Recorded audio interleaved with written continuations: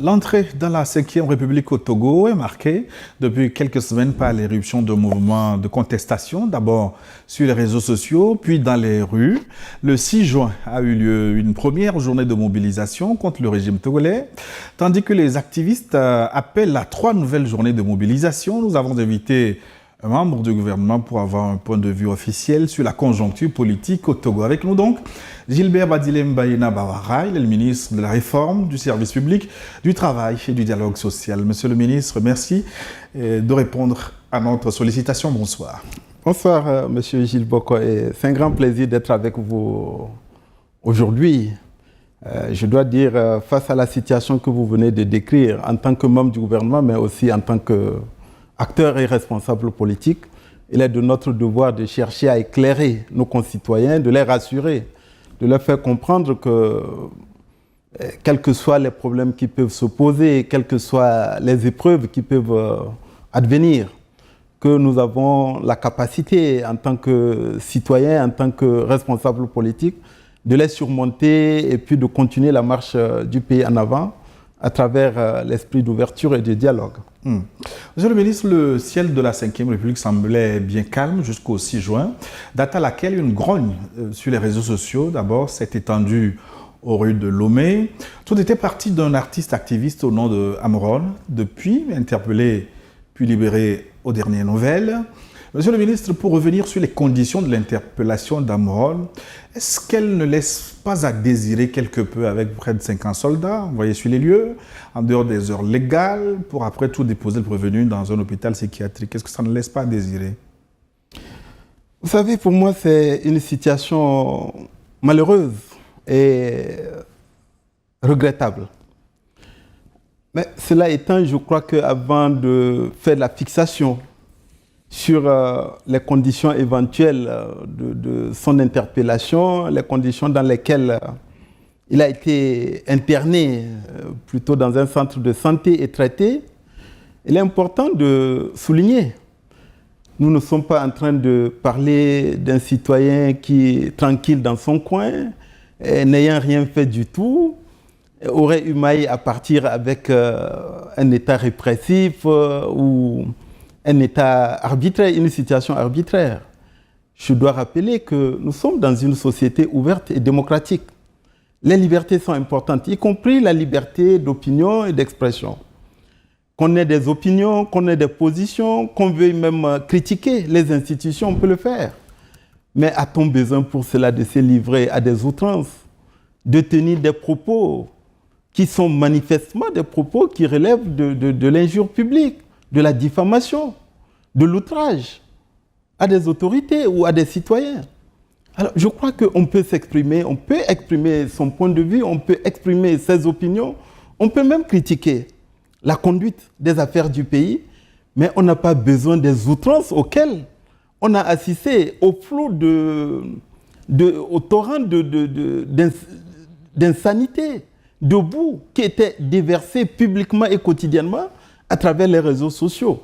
Donc, avant de parler des conditions et des modalités éventuelles de son interpellation et des conditions dans lesquelles il a été traité, je crois qu'il faut partir de là.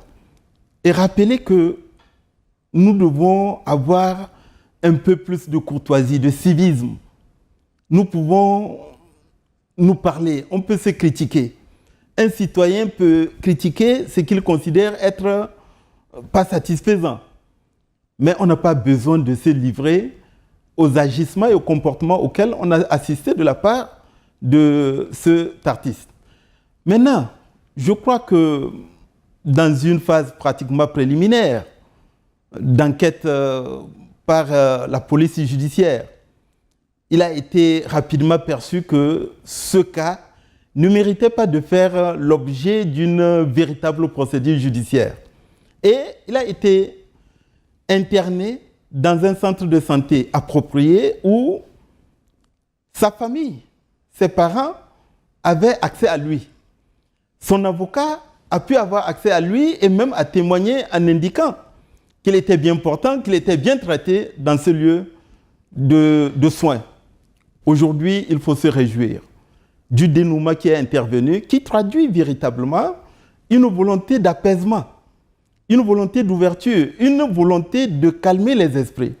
Je voudrais donc profiter pour en appeler au sens des responsabilités, à la retenue et puis à ce que les esprits s'apaisent. Là où il est aujourd'hui en famille, nous nous réjouissons. Je dirais qu'il est souhaitable, si lui-même ou sa famille estime qu'il a besoin d'un soutien, d'un accompagnement, aussi bien de bonne volonté, mais également des pouvoirs publics, pourquoi pas du gouvernement, pour se prendre en charge, pour retrouver ce que je pourrais appeler le droit chemin, peut-être même pour relancer ses activités artistiques.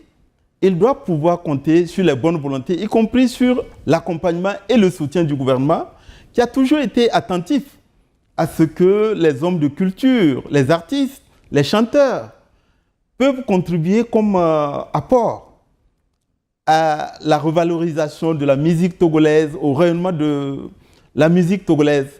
Ce jeune, je peux dire, c'est un jeune petit frère. Il était arrivé par le passé que nous le retrouvions à l'occasion de nos activités politiques dans des meetings qu'il animait. Alors, considérons cela comme étant une parenthèse malheureuse et déplorable, mais faisons en sorte que ceux qui sont à la recherche de récupération, de racolage de telle ou telle situation, parce qu'ils sont probablement animés par d'autres volontés malveillantes, ne laissons pas ce jeune compatriote, cet artiste, être exposé à ce risque de manipulation et de récupération dont il a fait l'objet. Parce qu'il n'a jamais été question véritablement de le priver injustement de sa liberté, mais de l'aider à retrouver le calme et la sérénité. Je crois que c'est le cas aujourd'hui. Et nous disons notre volonté, notre engagement à ce que si lui-même et ses parents le souhaitent, nous allons continuer à aider pour qu'il puisse véritablement se reprendre en main. Alors, Monsieur le ministre, Arnaud a recouvré la liberté, mais vous évoquiez le cas de son avocat tout à l'heure. Je l'ai écouté. Il a estimé que l'artiste a été victime de torture. D'autres personnes arrêtées dans le cadre de la manifestation du 6 juin ont également évoqué des cas de traitement inhumain et dégradant. Comment le gouvernement gère-t-il ces dénonciations? Tout à l'heure, j'encourageais l'intéressé lui-même, mais également ses proches et sa famille à se soustraire à toutes les tentatives de récupération, d'instrumentalisation. Mais cette instrumentalisation et cette récupération, ça peut aussi provenir d'avocats véreux à la réputation douteuse. Et donc, je ne voudrais pas commenter ce que son avocat, que je ne connais pas beaucoup, mais apparemment, ce n'est pas nécessairement quelqu'un de recommandable. Mais donc, qu'en est-il de ceux qui ont été arrêtés le 6 juin et qui estiment avoir été torturés? D'abord, je vais revenir un peu sur le 6 juin. Le 6 juin, qu'a-t-on eu à faire comme situation? On a eu à faire quoi comme situation dans notre pays? A-t-on eu affaire à une manifestation régulière, légale? La réponse est non.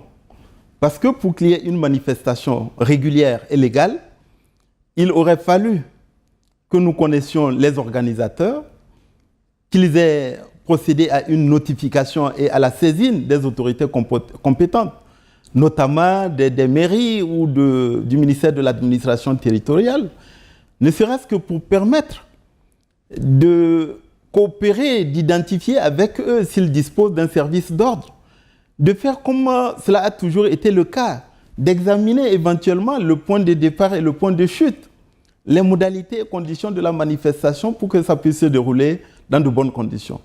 Je voudrais rappeler que tout proche, il y a quelques semaines, au mois d'avril, nous avons connu une manifestation à Lomé de la part d'un groupe de partis politiques et d'organisations de la société civile. Cela s'est bien déroulé. Pourquoi? Parce qu'ils ont respecté la loi, le cadre légal. Ce n'était pas le cas cette fois-ci. Nous avons commencé à voir une campagne de désinformation, une campagne de propagande incitant à la haine, à la violence, à l'affrontement. Nous avons commencé à assister à des volontés et des plans subversifs et insurrectionnels, la volonté d'entrer en guérilla dans les quartiers de la capitale. Tout cela, on ne peut pas appeler ça les manifestations pacifiques publiques au sens des lois qui régissent les réunions et les manifestations pacifiques publiques. Face donc à cette situation qui traduit une volonté d'instaurer le désordre et le chaos, que doit faire l'autorité? L'autorité a l'obligation non seulement de faire respecter la loi, mais aussi de veiller au maintien et à la préservation de l'ordre public. Nous sommes dans une société qui est caractérisée à la fois par sa diversité et son pluralisme, à tout point de vue, y compris en termes d'opinion politique. Ceux qui, d'un côté, disent qu'ils veulent semer le chaos et le désordre, ceux qui, d'un côté, disent qu'ils veulent s'en prendre aux institutions constitutionnelles et républicaines, et de l'autre côté, ceux qui peuvent être attachés et qui sont attachés à l'ordre constitutionnel, aux institutions, au respect de la loi, ceux qui souhaitent vaquer à leurs activités, qu'est-ce qu'il faut faire? C'est de la responsabilité de l'État d'agir, d'une part, pour faire respecter la loi et préserver l'ordre public, faire en sorte que toutes les libertés puissent être conciliées. Et donc, surtout que nous n'étions pas face à une manifestation ou à une volonté de manifestation régulière et légale. Et donc, que l'État ait pris les décisions les plus fermes pour éviter que ce chaos, ce désordre, ces affrontements prophétisés, voulus et recherchés par certains ne puissent se produire. Je crois qu'au Togo, comme ailleurs dans toutes les démocraties, l'État ne peut pas agir autrement que comme il l'a fait le 6, parce que nous n'étions pas face à une manifestation ou à une volonté d'organiser une manifestation régulière.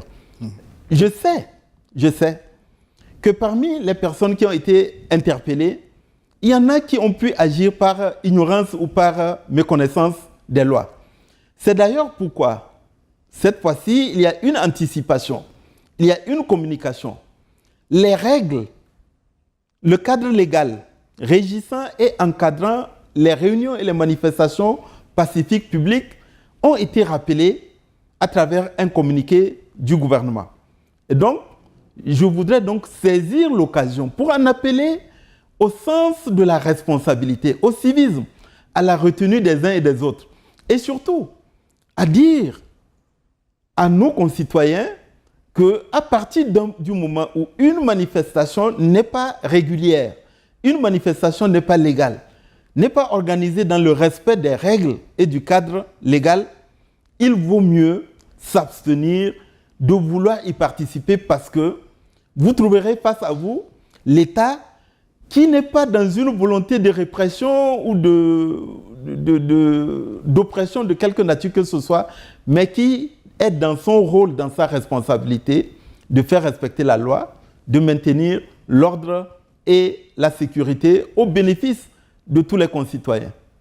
Monsieur le ministre, dans la foulée de la furia contre le régime togolais, surtout sur les réseaux sociaux, l'ancienne ministre des Armées, Mme Marguerite Nyakadé, a sorti 2 brûlots contre la gouvernance du président du Conseil.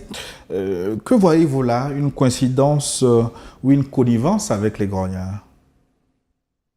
Non, j'aurais voulu ne pas avoir à commenter par rapport à l'attitude et aux agissements d'une ancienne collègue. J'observe qu'il existe de la part de certains médias, y compris de la part des détracteurs du gouvernement et des autorités, une certaine mansuétude à l'égard de l'intéressé. Ce qui est constant, et de ma petite expérience, il est difficile d'avoir géré, d'avoir été ministre sans se voir reprocher des manquements, sans faillir. Comme il est arrivé que des médias ou des concitoyens interpellent d'autres collègues en estimant que dans la conduite de nos responsabilités, au niveau de nos départements, qu'il y a des insatisfactions, qu'il y a des manquements, qu'il y a peut-être des choses qu'ils auraient aimé que nous fassions différemment. Alors, peut-être qu'elle a beaucoup de chance d'être totalement épargnée par ce des journalistes, y compris ceux qui ne sont pas dans le pays, qui passent leur temps à amplifier et propager des propos mensongers et grossiers contre des membres du gouvernement. Mais heureusement pour elle, elle est épargnée. Donc, c'est tant mieux pour elle. Mais je pense que quand on a assumé des responsabilités d'État, on n'est pas obligatoirement ou nécessairement lié par un secret, mais on se doit de se comporter avec une certaine dignité. On se doit de ne pas oublier qu'en tant qu'être humain, on peut commettre des erreurs, on peut faillir. Et je suis sûr que l'histoire fera son œuvre si un jour on devait jeter un coup d'œil dans son parcours, dans les responsabilités diverses qu'elle a eu à assumer depuis des années, y compris en tant que ministre des Armées. Je suis sûr qu'elle aussi, elle aura l'honnêteté de se dire le bilan que je dénonce, j'assume une part de responsabilité dans ce bilan. Mais chercher à s'exonérer totalement et bénéficier de la mansuétude que j'observe de la part de certains médias prompts à dénoncer des manquements. Bon, aujourd'hui, peut-être elle a la chance, mais je ne suis pas certain qu'indéfiniment, elle aura cette chance-là de ne pas se voir demander d'assumer une part de responsabilité, ne serait-ce que dans les parcours qu'elle a eus, dans les responsabilités qu'elle a eu à assumer. Les évêques dont on connaît la tradition de dénonciation sont eux aussi montés au créneau. Quelle importance accordez-vous à leur mémorandum qui vous invite à revoir carrément votre copie, la copie de la gouvernance togolaise? C'est difficile de se prononcer à l'égard des évêques. Ils ne sont pas seulement nos pères spirituels, mais ils incarnent aussi une autorité morale. Ils sont au milieu de la société. Ils peuvent être à la fois acteurs et témoins de tout ce qui se déroule dans notre société. Et il n'est pas anormal qu'ils puissent se prononcer et être vocal sur ce qu'ils constateraient éventuellement. Mais il y a 3 observations que je voudrais quand même formuler. Lorsque j'ai lu les sorties des évêques, la première, c'est de rappeler que le Togo est un État laïque. Vous voyez, si toutes les églises, chacune de son côté, commençaient à agir d'une certaine manière, ça pourrait poser problème par rapport à la laïcité de l'État. La deuxième chose, les portes des autorités ont toujours été ouvertes. Que ce soit les portes du président du Conseil, des autres autorités et institutions, je crois que leur message serait beaucoup plus fort s'il y avait un effort préalable d'aller vers les autorités, échanger et partager leurs constats et espérer que s'il y a des manquements, que nous puissions voir comment améliorer. Je n'ai pas constaté cet effort. Par le passé, je constate qu'il y a eu des occasions où les responsables religieux, y compris la conférence des évêques du Togo, avaient la possibilité, soit à l'initiative des autorités ou à leur initiative, de pouvoir parler, ne serait-ce que pour voir s'il y a des situations qu'on peut améliorer. La troisième observation que je voudrais faire, j'ai l'impression que les évêques regardent d'un seul bout de la lorgnette. Quand on voit, on insiste uniquement sur un côté de la société togolaise. Parfois, on oublie les efforts constants qui sont faits par les autorités au plus haut niveau, que ce soit en termes d'apaisement, en termes de mesures d'ouverture, en termes de dialogue, en termes de recherche de compromis pour mener des réformes. Et il est même arrivé que des membres de la conférence épiscopale jouent un rôle actif, déterminant pour nous faire avancer. En 2005, c'est un des anciens membres de la conférence épiscopale, Monseigneur Dossé, qui avait conduit la commission de réflexion sur la rélecture et la réhabilitation de l'histoire du Togo. Et c'est sur la base des recommandations et des conclusions de son travail que certaines personnalités historiques ont été réhabilitées, que des rues et des places publiques ont été rebaptisées. Aujourd'hui, la place Anani Santos ne s'appelait pas, à l'époque, place Anani Santos. Mon aîné et un de mes ancêtres, pratiquement, Kléber Dadjo, aujourd'hui, il y a un monument en son honneur qui est en train d'être construit dans son village à Siou. Il y a beaucoup de choses qui ont été faites. Le 13 janvier qui était célébré auparavant n'est plus célébré. Ça fait partie des acquis qui ont été obtenus par notre pays sur la base d'un travail fait par des prélats ou des membres de l'Église. En 2009, Monseigneur Bariga, paix à son âme, a joué un rôle déterminant. Aujourd'hui, nous constatons que le Hkroun, Madame Nana Awa Nana, est en train de sillonner le pays avec des mesures d'indemnisation. Et ça, nous ne pouvons pas dénier ce rôle appréciable et apprécié par les Togolais que parfois des membres de l'Église, notamment de l'Église catholique, ont pu jouer.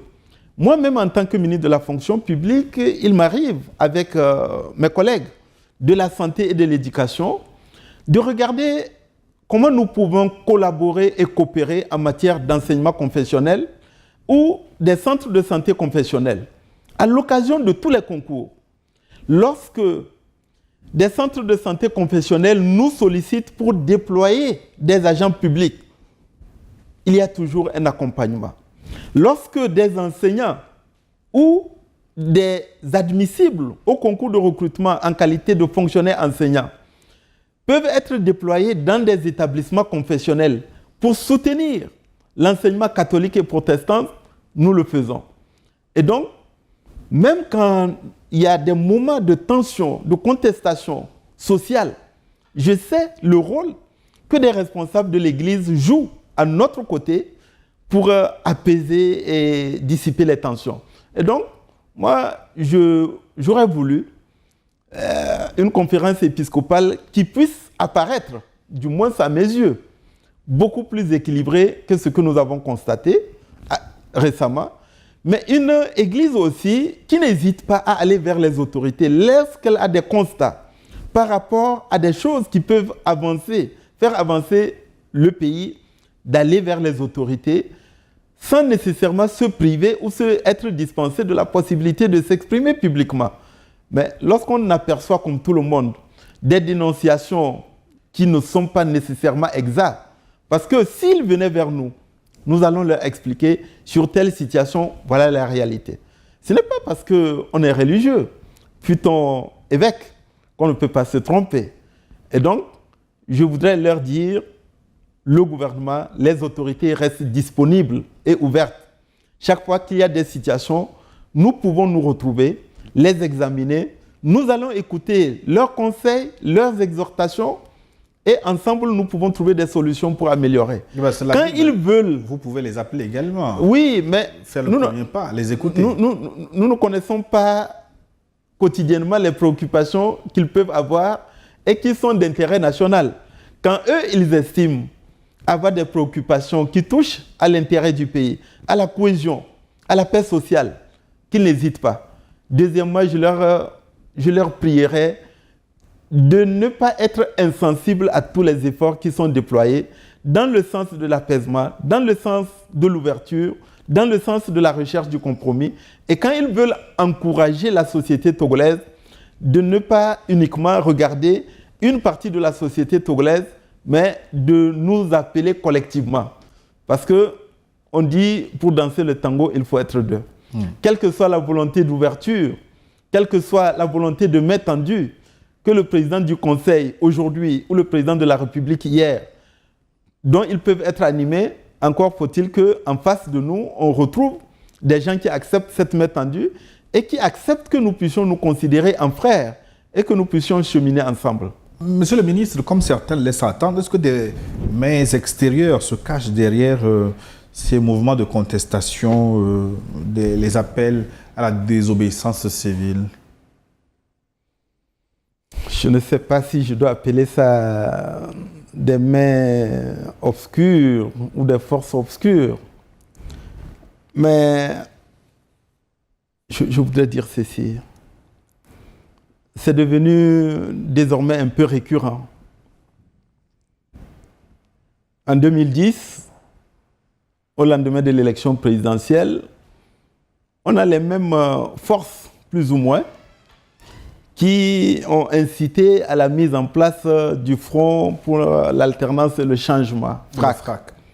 Et pratiquement tous les samedis, on avait des manifestations à la plage.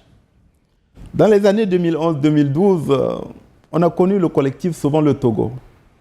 Pratiquement les mêmes forces obscures qui semblent être convaincues que le seul moyen de prendre le pouvoir, c'est par des voies non démocratiques.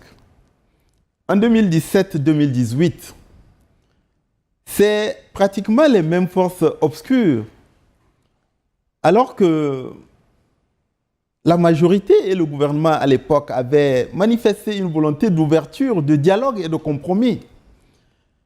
C'est les mêmes forces obscures qui ont insisté auprès des leaders de l'opposition à l'époque en leur disant non, il faut plutôt être dans la violence et le radicalisme. Et le 6 septembre 2017, les discours étaient retour à la Constitution de 1992 avec toutes ses implications, sous la dictée des mêmes forces obscures. Alors, qu'est-ce que j'en déduis? Qu'il y a des gens qui continuent à ne pas croire ni à la démocratie, ni au débat démocratique, et qui peut-être cherchent des raccourcis pour s'emparer du pouvoir. Deuxièmement, je me demande s'il n'y a pas toujours ces mains obscures qui sont devenus en quelque sorte des fossoyeurs de l'opposition traditionnelle. Parce qu'en réalité, on est à la veille des élections municipales. On fait tout pour distraire l'opposition traditionnelle avec des appels à la violence, à la révolte, des appels à l'insurrection. Et pendant ce temps-là, au lieu de travailler sur le terrain, d'occuper le terrain, d'être éventuellement dans la pré-campagne, l'opposition est distraite. Et c'est les mêmes forces obscures qui ont tendance à disqualifier les acteurs et les partis politiques de l'opposition qui sont sur le terrain en disant « Ah, vous ne faites rien pour renverser ce régime. Vous êtes devenus des collaborationnistes. » Alors, je suis très surpris quand je constate qu'au sein de cette opposition sur le terrain, parfois des femmes et des hommes qui siègent dans les institutions se laissent distraire et jouer à ce jeu qui finalement profite à ceux qui veulent la noyauter, l'affaiblir. Et donc, je le regrette. Maintenant, je crois que ces velléités ne nous émeuvent pas. Nous avons toujours pensé que la société togolaise aspire davantage à la tranquillité, à la paix. Nous avons toujours pensé, je disais tout à l'heure que le 6, nous n'avons pas eu affaire à une volonté d'organisation de manifestations pacifiques publiques. Cela étant, nous ne devons pas récuser ou jeter les préoccupations qui peuvent être exprimées, les attentes qui peuvent être formulées. Est-ce qu'il y a des Togolais qui continuent à estimer que la réforme constitutionnelle n'est pas bonne? C'est leur droit le plus absolu. Peut-être il y a des Togolais qui continuent à penser que cette réforme est bonne, mais les modalités de son adoption auraient pu être différentes. C'est leur droit le plus absolu de le penser. Mais je crois que ça, c'est un combat d'arrière-garde. Nous sommes dans la situation où il s'agit de mettre pleinement en œuvre cette constitution, de la pratiquer. Et s'il devait apparaître des insuffisances ou des manquements, nous pouvons en faire le constat ensemble. S'il y a des ajustements et des améliorations à apporter. Parce que dans la pratique de la nouvelle constitution, nous avons constaté qu'il y a des faiblesses qui peuvent être, auxquelles on peut remédier, on peut le faire.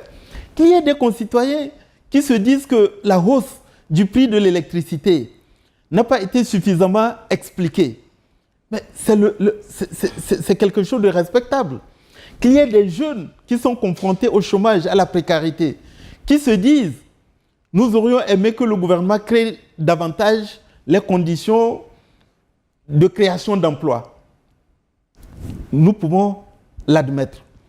Mais si nous nous mettons à créer le désordre, à nous affronter les uns contre les autres, en quoi cela permettrait de régler tous ces problèmes-là qui peuvent être légitimes? En quoi? Nous en avons fait l'expérience dans les années 90. Et en réalité, aujourd'hui, les gens nous comparent par rapport aux pays voisins. Ils oublient qu'aucun pays ayant connu cette situation-là n'aurait franchi les progrès que nous avons franchis. D'autres pays ont essayé ce chemin. Les Égyptiens ont essayé la place Tahrir. Les Tunisiens ont expérimenté la révolution. Des pays à côté de nous ont Est-ce que nous pensons que c'est le bon chemin à prendre? Ou bien, quelles que soient les difficultés, quels que soient les problèmes, quelles que soient les attentes des uns et des autres, nous pouvons plutôt faire preuve d'un esprit d'écoute, de dialogue. Et moi, je crois que c'est ce chemin-là que le président du Conseil souhaite. C'est ce chemin-là que chacun de nous devrait souhaiter. Que quels que soient les problèmes qui existent, écoutons-nous mutuellement, faisons preuve d'ouverture les uns envers les autres, essayons de discuter et chacun apportera son idée et la lumière jaillira. Voilà pourquoi se laisser aller. Vous savez, il y a un certain... Quand vous regardez ceux qui sont à l'origine des campagnes de désinformation et de propagande virale sur les réseaux sociaux, beaucoup d'entre eux ne sont pas au pays. Derrière son téléphone, il est facile d'appeler pour dire empêcher la commerçante d'aller vendre, empêcher les gens d'aller au travail. Or, nous savons que nos mamans, nos parents, parfois c'est les activités de la journée qui permettent de préparer le repas du soir. C'est ces personnes-là qui viendront nourrir nos familles chaque jour, ou bien ils sont là, tapis dans l'ombre en disant, bon, exposez-vous, et puis, si ça se gâte, ce n'est pas notre problème. Mais si jamais ça devait aboutir, nous, on viendrait récupérer. Moi, je crois que c'est vraiment méchant, cette façon de faire les choses. J'en appelle, une fois de plus, à ce que nos concitoyens ne cèdent pas à ce genre de désinformation, d'appel à la haine, d'appel à la violence, d'appel à l'affrontement, parce que ce n'est pas porteur pour notre pays, ce n'est pas porteur pour notre société. Nous allons détruire le peu dont nous disposons et ça ne nous apportera pas le plus qu'ensemble, dans un esprit de fraternité, de solidarité, nous pouvons bâtir. Mais alors, quel est le problème de Radio France Internationale et de France 24 que vous avez suspendu? Puisque jusque-là, vous n'avez évoqué que les réseaux sociaux. Vous savez, nous pouvons considérer que nos sociétés, notamment en Afrique de l'Ouest et au Sahel, aujourd'hui sont confrontées à des menaces graves. Certains pourraient qualifier ces menaces d'existentielles, des défis sécuritaires. Et en plus, quand il y a des tensions conjoncturelles, comme c'était le cas la semaine dernière, il est important que les médias fassent preuve de davantage de professionnalisme, d'impartialité,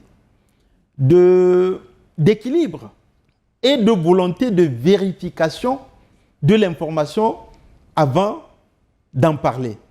Il est important qu'ils fassent preuve de la plus grande retenue et qu'ils fassent preuve de responsabilité. Je voudrais donner 3 éléments.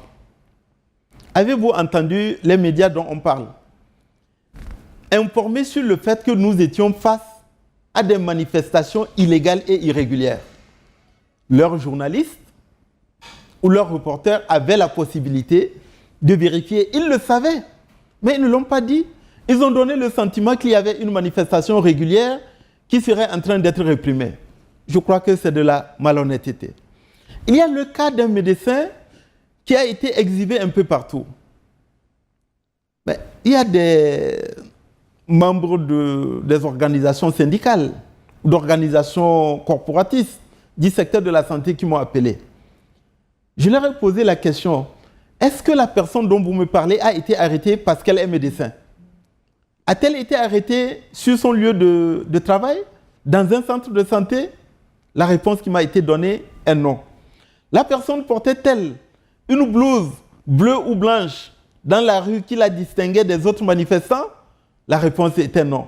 Je dis, mais alors, à supposer que nous veillions œuvrer pour des mesures de clémence ou d'apaisement, pourquoi vous singularisez le médecin et vous oubliez peut-être des ouvriers, des maçons, des artisans, des enseignants qui éventuellement, par méconnaissance ou par ignorance ou ayant été un peu manipulés, étaient dans la rue? Vous voyez, ces médias dont nous parlons savent que la personne dont on parlait n'a pas été arrêtée parce qu'elle est médecin. Mais ils ne le disent pas. Ils donnent le sentiment qu'on aurait ciblé quelqu'un parce qu'il est médecin. La troisième chose, l'appel à l'insurrection, c'était quelque chose de manifeste sur les réseaux. On ne disait pas, écoutez, sortez pour... Non, il y avait une vraie volonté de créer des mouvements parlés dans les quartiers, de se lancer dans une guérilla urbaine. Il y avait des plans et des volontés subversifs et insurrectionnels ouvertement assumés. Lequel de ces médias a dit ça? Est-ce que c'est quelque chose de tolérable? Alors, je dis, il faut espérer qu'ils ont compris le message. L'objectif n'est pas de s'enfermer, d'empêcher les médias de faire leur travail dans notre pays. Au contraire, je pense que l'ouverture nous a toujours caractérisés. L'objectif est de dire, lorsqu'une situation de tension, une situation de fragilité est en train de se produire, sont en train de se produire dans une société, ce n'est pas le moment d'agir en incendiaire, de chercher à allumer encore la mèche. Et c'est cette attitude-là qui est déplorable et même condamnable. Donc, je ne voudrais pas en dire davantage. Espérons que ce que je dis, c'est valable pour les médias togolais, mais c'est également valable pour les médias étrangers. Faisons attention, tout ce qui peut toucher à la paix publique, à la paix civile, à notre vivre ensemble, à la cohésion de la société togolaise. Tout ce qui peut créer des failles, des fragilités, à un moment où nos pays sont confrontés à des menaces graves en matière de terrorisme, en matière d'extrémisme violent, faisons attention. Parce qu'une fois que cette paix civile, cette paix publique, cette cohésion aura été perdue, ce qui est le cas de certains peuples. Vous savez, quand je ne veux pas singulariser, au moment où des coups d'État étaient en train de se produire ici et là, mais la tendance, y compris parfois de la part de nos frères et sœurs de l'opposition, c'est d'applaudir. Maintenant, avec le recul, est-ce que nous pouvons dire que ça a fait avancer ces pays et ces sociétés? Si la réponse est non, pourquoi nous cherchons à reproduire la même chose? Justement, je voudrais évoquer le cas des pays de l'AES. Est-ce que le soutien du Togo au Sahel peut-il valoir une campagne de déstabilisation diligentée, selon votre expression, par des mains occultes, pour ne pas citer les fronts occidentaux? Écoutez, moi je ne suis pas dans les tendances complotistes. Je ne veux pas voir des complots partout. Je vois ici deux choses que je viens de souligner. Je vois que les réseaux sociaux ont été utilisés pour une campagne de désinformation et de propagande virale. Des images fausses ont été propagées, parfois des images qui ne sont pas des images au Togo. On a pris des images d'autres pays pour calquer, pour dire « Ah, mais c'est en train de brûler au Togo », juste pour inciter et encourager les gens à sortir. Ça, c'est factuel, c'est ce que nous constatons, et je dis, ce n'est pas bien, ceux qui le font. Je dis tout simplement, il y a éventuellement quelques personnes qui ne croient pas à la démocratie, qui espèrent qu'ils peuvent obtenir le pouvoir par des raccourcis non démocratiques. Je dis, moi je crois à la démocratie, je crois dans l'adhésion des citoyens, y compris à l'occasion des élections qui peuvent être organisées, les élections législatives, les élections municipales, comme ce sera le cas dans 3 semaines, des élections régionales. Je crois à cela. Maintenant, par rapport à l'AES, le Togo n'est pas un soutien des pays de l'AES. C'est une fable. Oui, mais c'est quoi le vrai Non, positionnement? le Togo a des convictions profondes que la coexistence et les relations harmonieuses entre les peuples, les relations de bon voisinage sont déterminants. Nous devons, quelle que soit la situation politique, dans les pays qui nous entourent, il reste des pays frères, il reste des pays voisins, nous devons cultiver des relations harmonieuses, des relations de bon voisinage. Nous devons coopérer sur des défis d'intérêt commun. Demain, les Béninois resteront les Béninois, les Ghanéens resteront les Ghanéens, ils seront toujours des voisins, les Burkinabés resteront des voisins, ils seront toujours des voisins. En Afrique de l'Ouest, nous devons nous considérer en frères. Et donc, nous devons pouvoir travailler ensemble sur un certain nombre de défis. Et le premier des défis aujourd'hui, c'est les enjeux sécuritaires. Nous pouvons coopérer, nous pouvons échanger les informations et de temps à autre, nous pouvons même agir ensemble contre un fléau qui nous touche tous. Deuxièmement, nous avons toujours pensé que quand il y a une situation politique exceptionnelle, y compris les coups d'État, il faut prendre du recul. Il ne faut pas se précipiter dans la condamnation, dans une volonté d'ostracisme ou d'isolement, dans des sanctions qui, en définitive, touchent tous nos pays et tous nos peuples. Ça ne signifie pas être proche de tel ou tel. Troisièmement, nous avons toujours pensé que, en ce qui concerne la CEDEAO, que les protocoles additionnels, que une mouvance qui a surgi dans les années 90 avec le rôle beaucoup plus actif de la société civile, que les protocoles additionnels sont devenus prépondérants par rapport aux textes fondamentaux. Que nous sommes en train de nous imposer nous-mêmes des contraintes sur la base des considérations sur lesquelles nous ne nous entendons pas. Quand nous parlons de démocratie, il faudrait d'abord que nous nous entendions tous sur le contenu de la démocratie et le contenant, de la manière dont... Quand vous avez un régime qui a 4 ans renouvelable une fois, vous avez un pays dont le régime c'est 7 ans renouvelable une fois. Mais si vous leur dites, vous faites un mandat de 2, est-ce que c'est la même chose?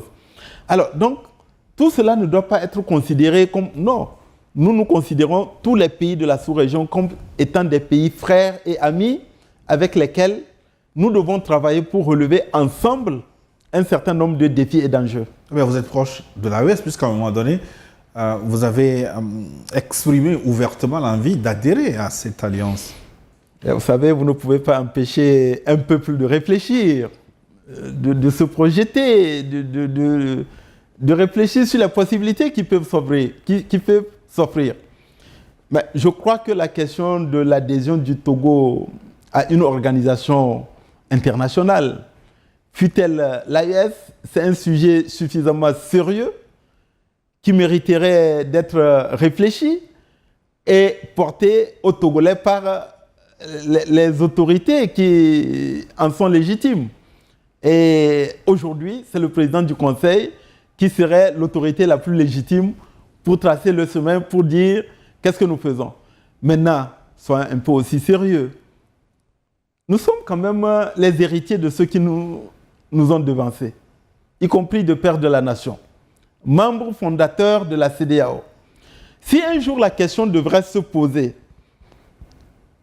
l'autorité, le président du Conseil, dirait aux Togolais le pourquoi d'une volonté éventuelle d'adhésion à l'AES. Est-ce que nous le faisons en restant dans la CEDEAO ou nous le faisons en quittant la CEDEAO? Mais nous devrions aussi nous poser la question, ceux que nous rejoignons, les 3 pays, sont-ils disposés à accueillir un pays qui viendrait par exemple en restant dans la CEDEAO? Vous voyez que c'est une question suffisamment grave, suffisamment importante, avec des implications qui sont telles que nous ne devrions pas en parler à la légère. Et donc, pour ma part, oui, nous avons le droit de réfléchir à toutes les éventualités, mais le jour où le problème se poserait de manière sérieuse, c'est l'autorité légitime qui a le pouvoir nécessaire de situer les Togolais, de tracer les perspectives, c'est-à-dire le président du Conseil, dans la nouvelle constitution, c'est le chef de la diplomatie. C'est lui qui dirait aux Togolais, voilà ce que je pense, et voilà les modalités, voilà les implications. Pour le moment, nous disons tout simplement que nous sommes amis avec tous les peuples de la sous-région et tous les peuples d'Afrique, et que ces appartenances-là, ces questions d'appartenance-là, ne devraient pas devenir des facteurs bloquants, y compris pour nous empêcher de travailler ensemble sur les défis qui mériteraient d'être examinés et d'être réglés de manière collective.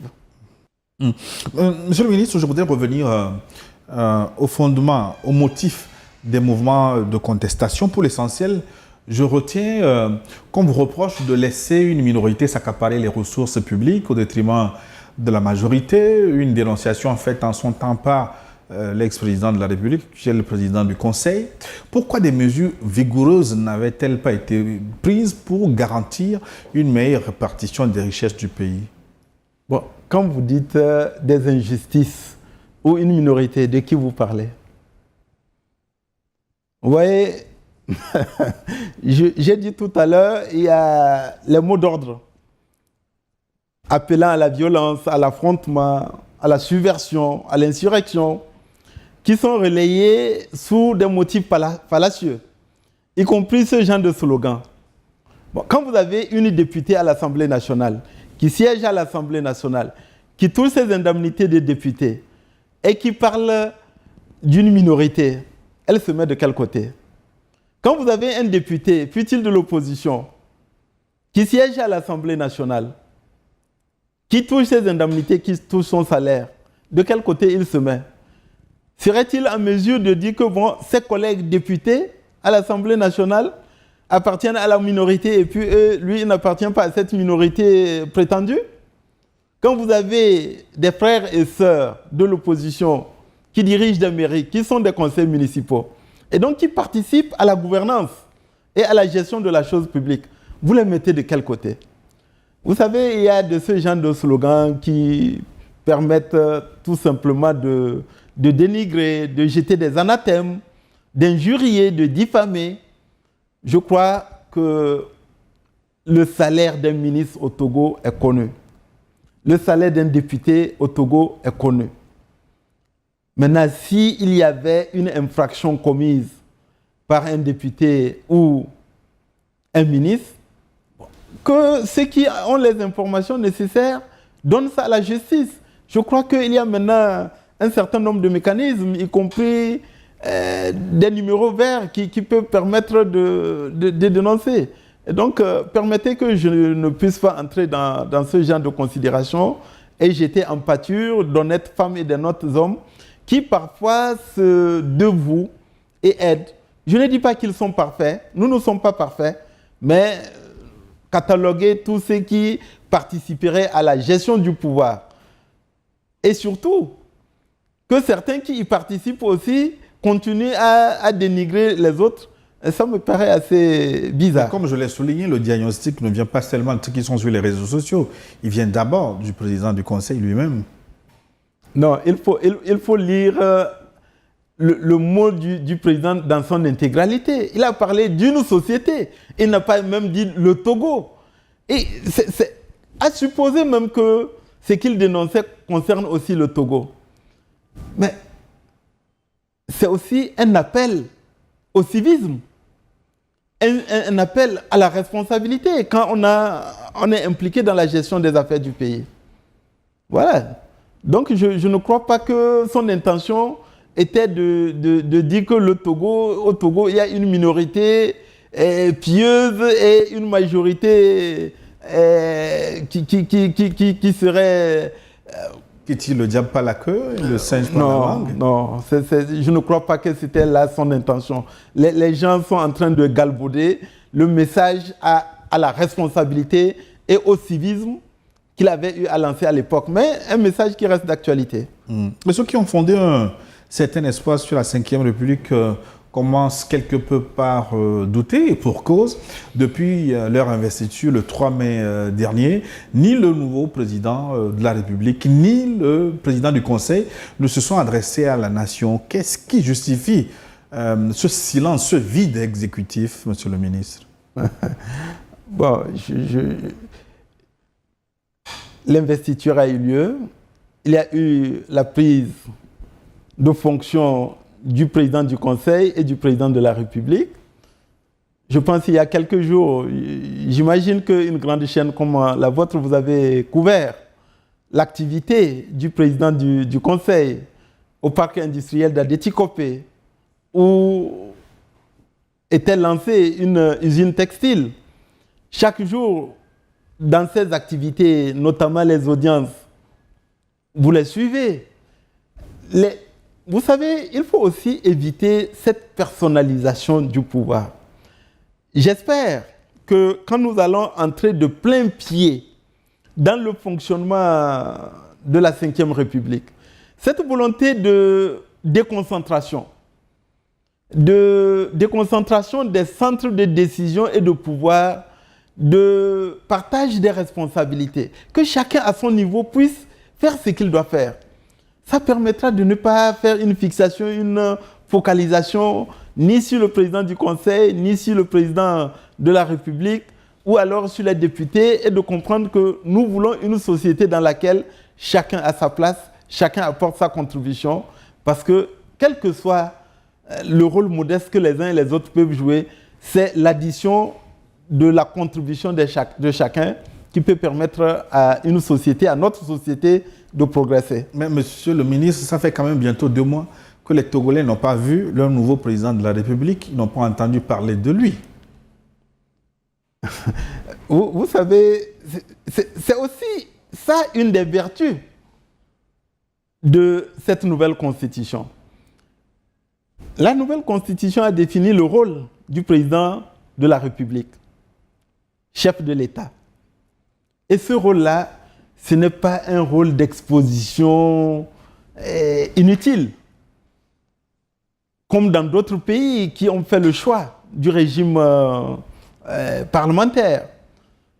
En Italie, en Allemagne, chaque jour, vous voyez le chancelier tenir le gouvernail, chef du gouvernement. Vous voyez en Italie la présidente du Conseil.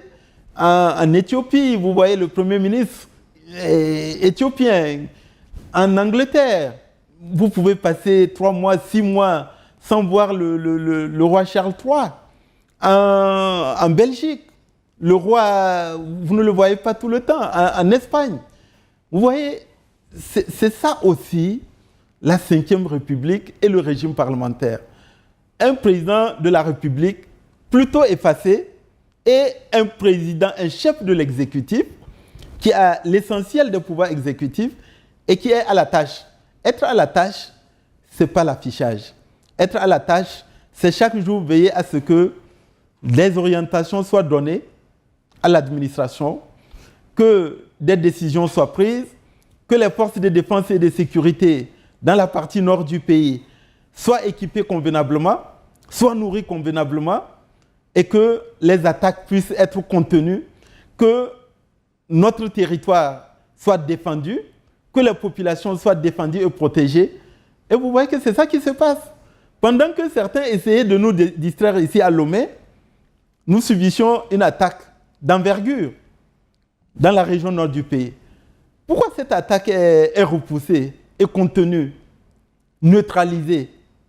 Mais c'est parce qu'il y a un président du Conseil qui est en réalité le numéro 1, le chef suprême des armées, qui veille à ce que nos frères et sœurs déployés sur le terrain ne manquent de rien, ne manquent pas d'équipement, ne manquent pas de matériel, ne manquent pas de nourriture, et qu'ils travaillent dans de bonnes conditions.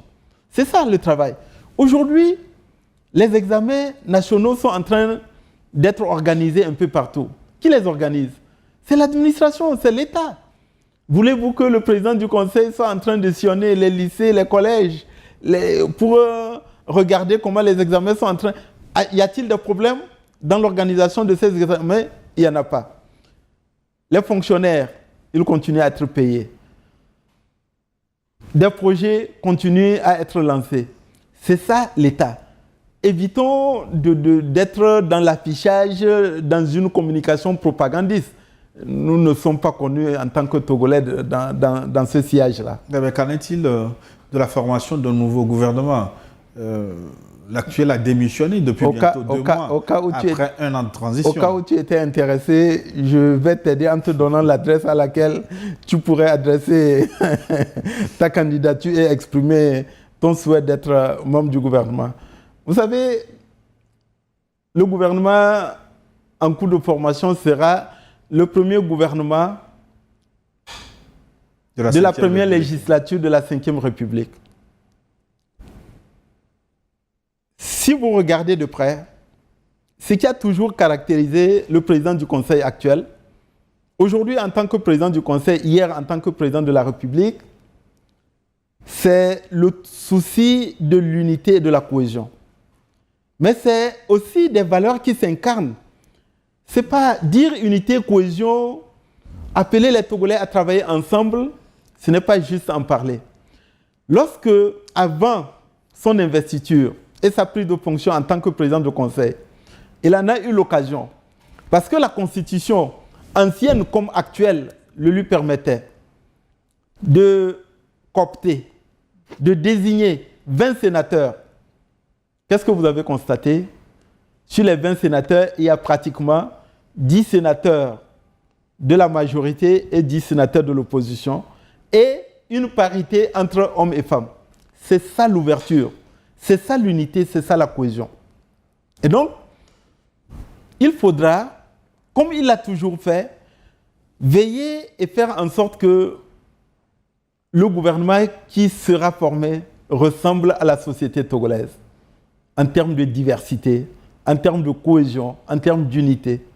Parce que c'est ça qui va nous permettre véritablement de cultiver l'esprit de fraternité, l'esprit de solidarité, l'esprit de cohésion et amener les Togolais à se mobiliser sur l'essentiel. L'essentiel, c'est le développement.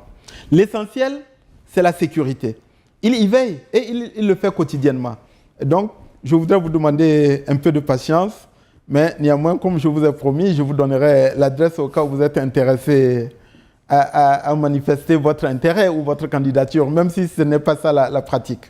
Pourquoi pas. Avant de conclure cet entretien, Monsieur le ministre, je voudrais qu'on dise un mot d'un point de l'actualité, je dis négatif pour le Togo, parce qu'on a comme l'impression que vos relations avec les États-Unis se sont dégradées ces derniers temps. Après la suspension du processus du programme MCC, le Togo est sur la liste des pays peu désirés aux États-Unis. Que se passe-t-il exactement?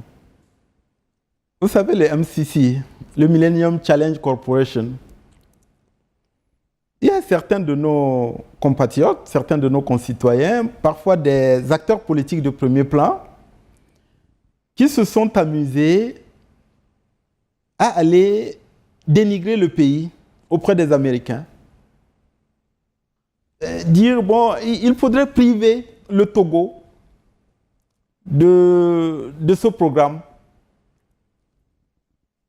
Mais comme le président de la République à l'époque, au regard de la situation particulière dans les savanes, estimait que nous ne pouvons pas accepter qu'un partenaire, éventuellement dans le cadre du MCC, vienne en nous disant « Nous allons vous accompagner, mais nous ne voulons pas que vous déployiez des activités et des projets dans la région des savanes. » Le président qui est attaché à l'unité et à la cohésion du pays, qui se dit les populations qui souffrent dans la région des savanes, je ne peux pas accepter qu'un partenaire vienne me dire que je dois leur priver de certains projets éventuellement financés par les MCC.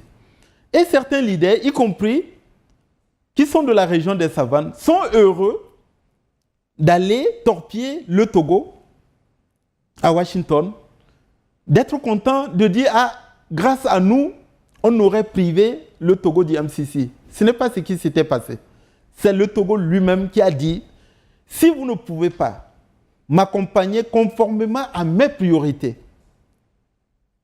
y compris les projets et les activités que j'ai envie de mettre en œuvre dans la région des savanes, je préfère que vous gardiez vos ressources pour vous-même. » Donc, nous avions suspendu les MCC, mais voilà que c'est un acte visionnaire de l'avoir fait. Parce que si nous avions inscrit dans notre budget des ressources provenant du MCC, nous serions ridicules aujourd'hui. Ça doit nous donner une leçon. L'attitude de certains partenaires, y compris USAID, le programme USAID et le programme MCC, que nous devons compter d'abord sur nous-mêmes pour notre développement, pour notre épanouissement. En ce qui concerne les restrictions aux visas, des visas, pour un certain nombre de pays, dont le Togo, je voudrais rappeler que chaque pays dispose du droit et du pouvoir et de la liberté de réglementer et définir les conditions de séjour et d'installation dans son pays. Donc c'est le droit le plus absolu des États-Unis, du gouvernement américain, de définir ces règles de séjour et d'immigration aux États-Unis. Mais maintenant, nous pourrions déplorer la brutalité de la mesure. Parce que, est-ce qu'il n'aurait pas été beaucoup plus judicieux que les pays concernés aient été saisis, par exemple, en ce qui concerne le Togo, pour dire nous avons constaté qu'il y a des Togolais qui excèdent la durée de validité de leur visa. Nous souhaiterions que le gouvernement prenne les dispositions pour juguler ce phénomène. Ce n'est pas ce qui a été fait. Et donc, nous le déplorons, mais cela étant, nous devons, dans l'intérêt de nos concitoyens, travailler avec le gouvernement américain pour comprendre les préoccupations qui les ont poussés à cette mesure et voir ce que nous pouvons faire pour permettre à ceux de nos concitoyens qui vont aux États-Unis, que ce soit pour les études ou pour le tourisme, de ne pas en être victime, de ne pas être victime de la mesure qui a été prise. Mais cela dit, le mécontentement continue sur les réseaux sociaux, la toile. Un nouvel appel à manifester est lancé. En fin de compte, que prévoyez-vous faire pour faire baisser la tension, Monsieur le ministre? Non, à ce stade, je pense que nous sommes aujourd'hui le 24. Si une manifestation doit avoir lieu, cela signifie qu'une notification et une saisine ont été faites auprès des autorités compétentes.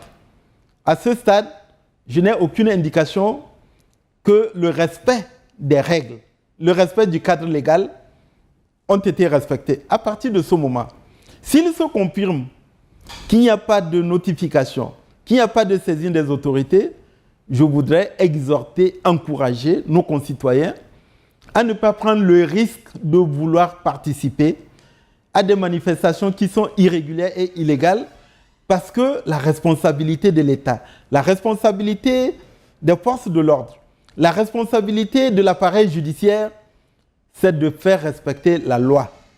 C'est de veiller à ce que l'ordre public soit maintenu. C'est de veiller à ce que la tranquillité publique soit observée.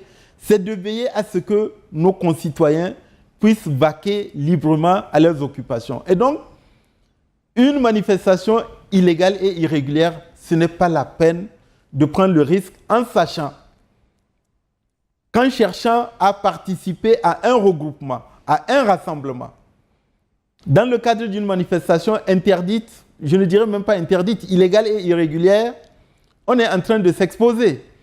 Ça ne sert à rien, y compris, j'espère que les organisations de défense des droits de l'homme vont relayer le même message que nous. Parce que le médecin après la mort, c'est un médecin inutile.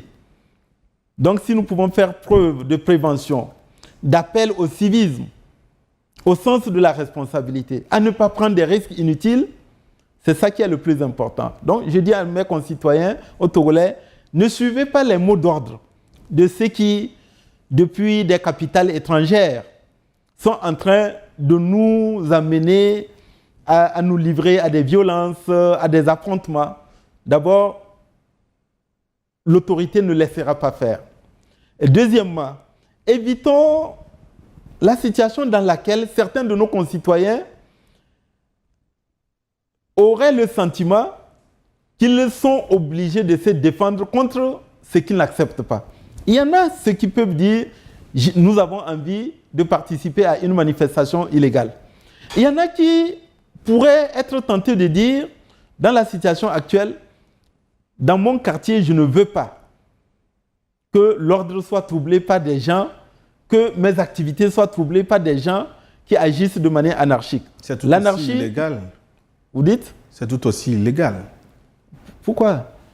Vous savez, moi, je comprends parfaitement que je comprends parfaitement au pouvoir public, non, aux forces de l'ordre. Mais bien sûr, mais je comprends parfaitement des jeunes qui, dans un esprit citoyen et non violent, se disent nous allons travailler ensemble pour que la tranquillité prévale dans notre quartier.